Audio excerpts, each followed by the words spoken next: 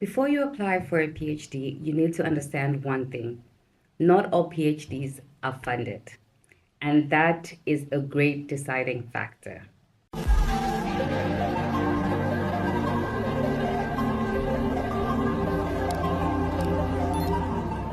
Hi, my name is Cassie. Welcome to my channel, and I make content about PhD studying abroad and specifically being a PhD student in the UK. So I'm a second year PhD student in sustainable finance at Queen Margaret University. In this video, I'm just going to talk about the difference between having a funded and an unfunded PhD. Now, this is very important in deciding whether or not you should take up a PhD program. Disclaimer, these are just my opinions and what I think, and the advice that I would give anyone, and I mean anyone and everyone that wants to do this. And if you're studying for a PhD, come closer. You need this advice, okay? So I think that never ever apply for a PhD program that is not funding or when you have no funding. Like, do not pay, and I say do not pay out of pocket for a PhD program. Why? Because there are a lot of institutions that have funding available for you to do that research for them. So there's no way in this earth, in this lifetime, that anyone should sit there and be like, okay, I'm going to pay for this myself. Okay? Free advice. You're welcome. Thank you for coming to my podcast. Okay.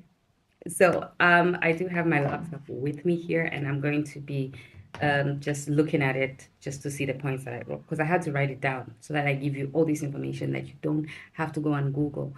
I did it for you. I didn't use Google. I used like great sources and experience. So yeah. So first of all, I just want to talk about what a funded PhD is and what a non-funded PhD is, so we can get the difference. Okay. So a funded PhD will cover your tuition fee, which is very expensive. So, I mean, you can just think about it. Undergraduate degree, masters, these are quite expensive, but your PhD is going to cost you an arm and a leg. Okay, so you don't want to pay that. So a funded PhD is going to cover the cost of your tuition fees. It's also going to give you a living allowance, a monthly allowance. Now, this is for the entire duration of your PhD program. So if it's 3 years or 4 years, you are guaranteed you will receive a monthly stipend. Um, yes, it's not a lot, but it's enough. It's enough to cover your living expenses and in case you need any books and things like that to assist you with your studies. So you will receive a monthly stipend. Um, and then the funding will also include things like research course, conference training sessions, and things like that. You normally get a different, smaller allocated budget specifically for conferences. So when you want to attend a conference, present papers, this is the budget that you usually use, yeah, while on top of receiving your stipend. Okay, then funding comes in different sources, right? Especially here in the UK. So the best funding that you can get is from the university itself. So the university will give you a funding, a bursary, and that is what I am on, which is a bursary. So it's by the university. And the second one is usually from the research councils, e.g., the UKRI. And there's also industry partnerships. There's some industries that will have a budget for a PhD student to do research that obviously is beneficial to them. Also, there are different foundations, there are different charities, the different organizations. Common ones are the Commonwealth. They do have PhD funding programs, right? So the main thing to remember is that your PhD is your full-time job. So if someone is saying you're doing your PhD and you are unemployed, that is a lie. You are getting paid to do your work and your research. Okay. I have to say that, to make myself feel better that I'm not unemployed. Okay. So, but really, your PhD is your full-time job, and that obviously means that you're getting paid for the work that you're doing. Now, what is a non-funded PhD? A non funded PhD is basically the opposite of that. You are doing your PhD program, but you do not have your fees paid for. So you have to pay for them out of pocket. So let's say you are working as a full-time employee in a certain company and you're getting your salary because you work in a 9 to 5. So you use your salary to pay for your PhD. And most of the times it means you have to do your PhD part-time because you need to find time to sit and do your research. Although there are people that do it full time alongside their full time work, which I do not recommend because I don't know how they do it. But yeah, so your tuition fees are paid for by yourself. So you have to find your own money. I don't know how you will find it through your savings or whatever, but you pay by yourself. And you either do it part time or full time. Most people do it part time because you still have to work. And yeah, relying on your personal.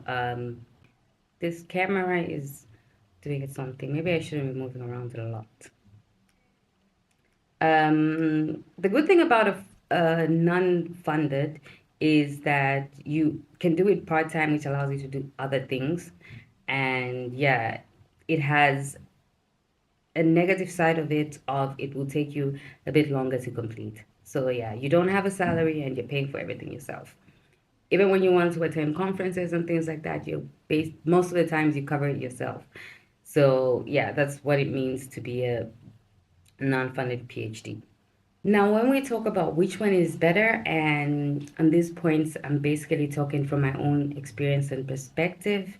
I would say that a fully funded is way better for obvious reasons, such as you have financial stability, you have an income, you don't have to be unemployed, so to say. You are studying and not going to work. But with a funded PhD, you're being paid to do your work. You have more time that is fully focused on research because you're paid to do it. You can also apply intentionally because you know you're spending the next 3, 4 years working on a particular project and you have your career plan out. You know exactly um, what you want to study. And having a funded PhD program takes away a lot of stress and helps you focus on what area or what topic exactly you want to study. You also have better access to things like conferences, how to network, and also training. When you're funded, usually your university will push you to attend these things, also because there's a budget allocated for you to go for training, to go for conferences, to present your papers. Now, a non-funded PhD makes sense when you have secured funding or you have full employment. And by that, I mean, let's say your employer is sponsoring you, then that is fine. Go ahead. They tell you they're going to pay for it while you're still working. Fine and great. Go ahead and do it. Or if you have your own personal savings, your own personal money set aside for that, um, then it makes sense to pursue it. You study part-time, so your career progression is really good because you spend a lot of time focusing on both your research and also growing your career at the same time. So you don't have this gap in your career because you went to school. It's continuous, and that is a plus for non-funded PhDs. So, an important reality check when you are making this decision is that your you're mentally deciding on what is demanding and you don't want to add financial stress towards that. So one thing that you will choose is a funded PhD because it takes away from the stress of anything that has to do with finances. You already are being underpaid as a PhD student, let's be honest. So you're just happy that you're getting some form of income, and that's why you would ideally choose to do a funded PhD instead of a non-funded PhD.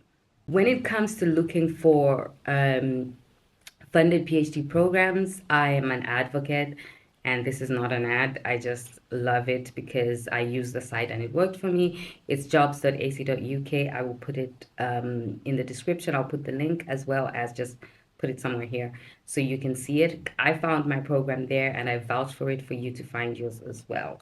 So I would advise you to look for a fully funded program on this site. And there are other websites as well that you can check from. And don't always assume that you just need a scholarship.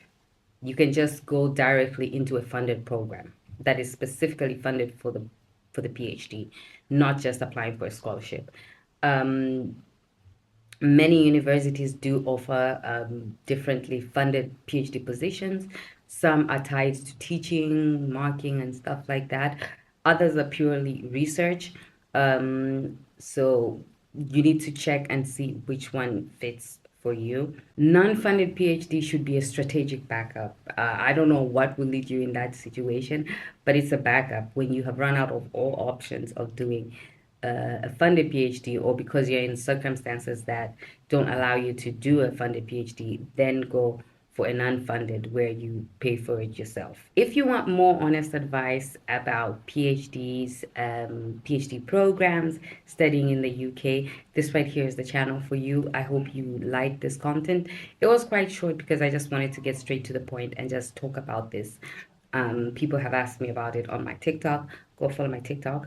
And and I thought if I made this video, at least it explains a little bit about that. So yeah, thank you for watching, and please like, please subscribe, and I'll see you in the next video.